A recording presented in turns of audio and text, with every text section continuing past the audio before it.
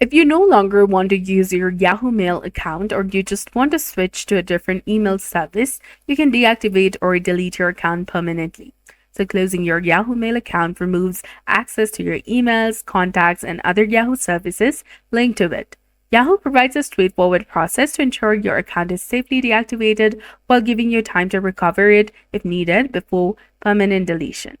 So for that, you need to tap on the gear icon in the top right corner of your screen, then tap on More Settings. Tap on your profile picture in the top right corner of your screen. Tap on Add or Manage Accounts.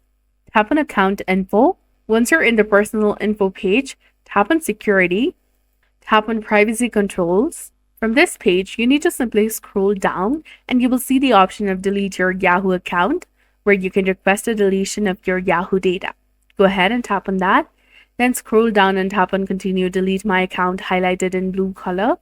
Now you need to re-enter your email address over here.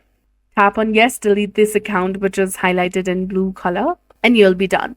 So that's it for this video. This is how you can go ahead and delete your Yahoo Mail. So if you found this guide helpful, please like, share, and subscribe. Thanks for watching.